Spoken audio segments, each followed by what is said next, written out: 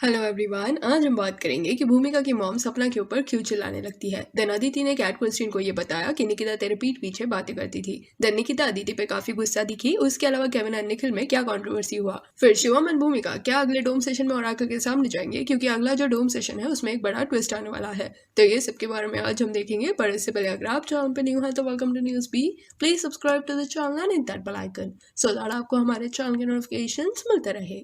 तो चलिए स्टार्ट करते हैं।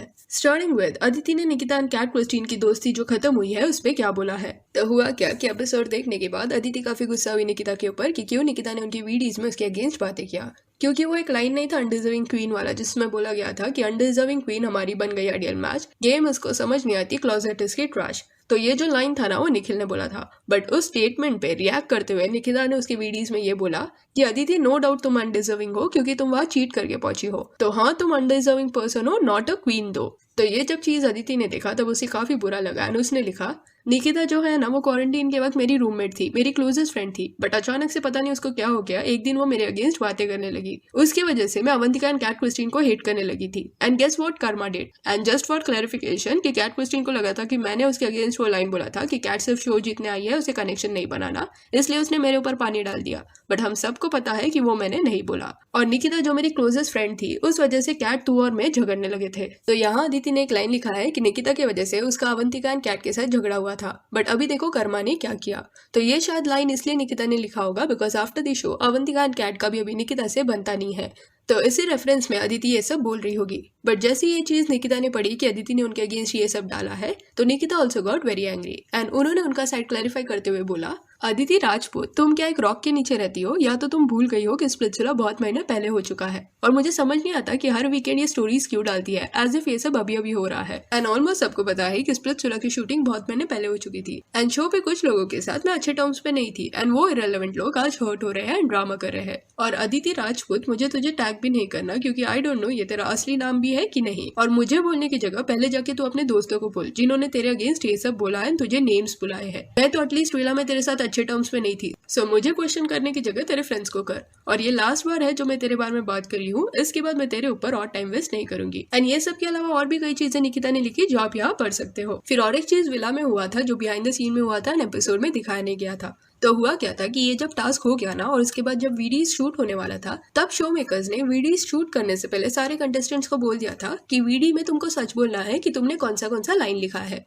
तो इसलिए वीडियोस के दौरान ऑलमोस्ट सारे कंटेस्टेंट्स एक्सेप्ट कर रहे थे कि कौन सा लाइन उन्होंने लिखा और किसके लिए लिखा था। और ये जो चीज है ना वो भूमिका ने रिवील किया बिकॉज वो बोलना चाहती थी कि सपना पहले एक्सेप्ट नहीं कर रही थी कि ये लिप्स वाला स्टेटमेंट उन्होंने बोला है। बट शो मेकर्स ने जैसे ही बोला कि वीडियोस के दौरान सच बोलना है तब आके वो मुझे सॉरी बोलने लगी। एंड सॉरी बोलने के बावजूद उसने अपने वीडियोस में क्या क्या मेरे अगेंस्ट बोला है कि मैं व्योमेश के पीछे पागल हूँ, सामर्थ्य से फ्लर्ट करती हूँ एंड व्हाट नॉट। बट मुंह पे वो आके मुझे सॉरी बोल रही थी। और जब ये सब भूमिका सबको बता रही थी ना तब उनके रूम में उनकी मॉम भी थी एंड भूमिका की मॉम को सपना पे बहुत गुस्सा आया था। ऑब्वियस सी बात है, हर कंटेस्टेंट के पेरेंट्स को दूसरे कंटेस्टेंट्स पे गुस्सा रहेगा जिन्होंने उनके बच्चों के बारे में कुछ तो बोला होगा। एंड इसी गुस्से के चलते भूमिका की mom in a way said some things against Sapna. She was angry and shouting कि सपना ऐसे कैसे बोल सकती है। बट ये पूरे सिचुएशन को भूमिका हैंडल्ड एंड उन्होंने काम डाउन किया उनकी मॉम को एंड ये बोला कि लाइफ के दौरान ये सब नहीं बोल सकते। और उसके अलावा भूमिका ने ये भी रिवील किया कि वो लिप वाले स्टेटमेंट के अलावा और भी कई खराब स्टेटमेंट्स थे जो दिखाए नहीं, क्योंकि दिखा देते ना तो लोग सब सोचते कि इतना गंदा कोई कैसे बोल सकता है।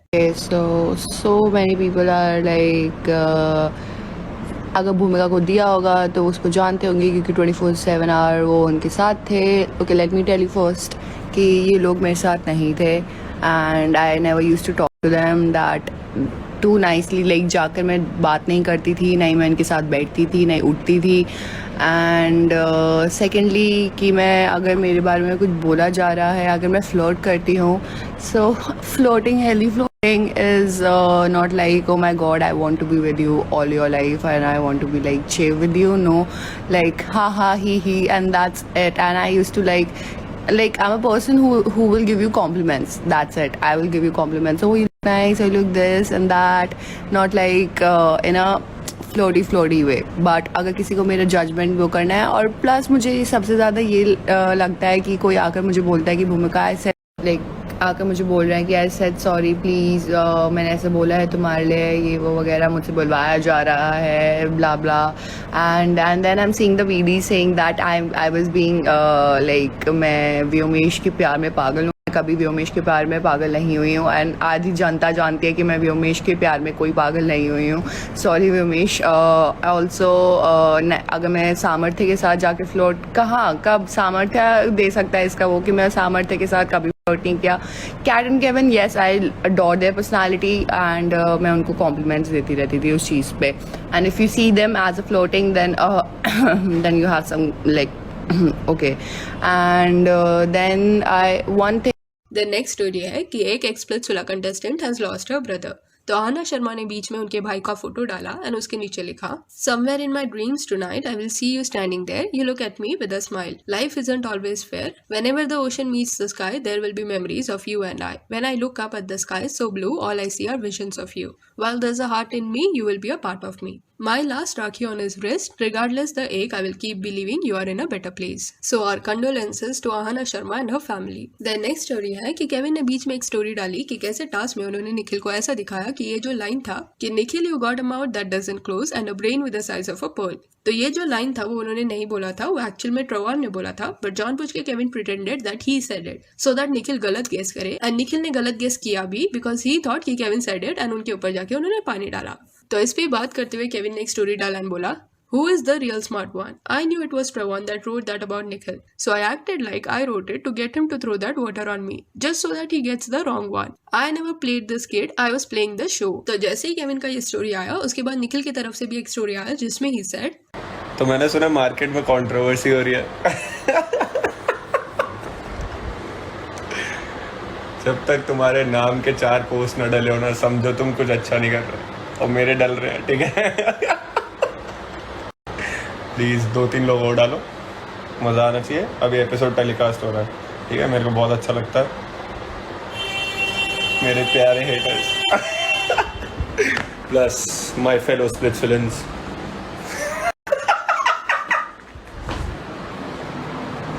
तो यहाँ कहीं भी निखिल ने केविन का नाम डायरेक्टली लिया नहीं है, बट ये मैसेज केविन के लिए होगा क्योंकि और किसी कंटेस्टेंट ने निखिल से रिलेटेड कोई स्टोरीज उनके अगेंस्ट नहीं डाले हैं. एंड निखिल ने स्पेसिफिकली एक लाइन बोला है कि ये बातें कंटेस्टेंट्स एंड हेटर्स दोनों के लिए है. तो यहाँ शायद वो केविन के बारे में रेफरेंस दे रहे होंगे बिकॉज पास्ट में भी ब्रेकअप के बारे में बात करते वक्त निखिल ने केविन को ये बोला था कि केविन ले ले, तेरे को वीडियो बनाने का मौका मिल गया.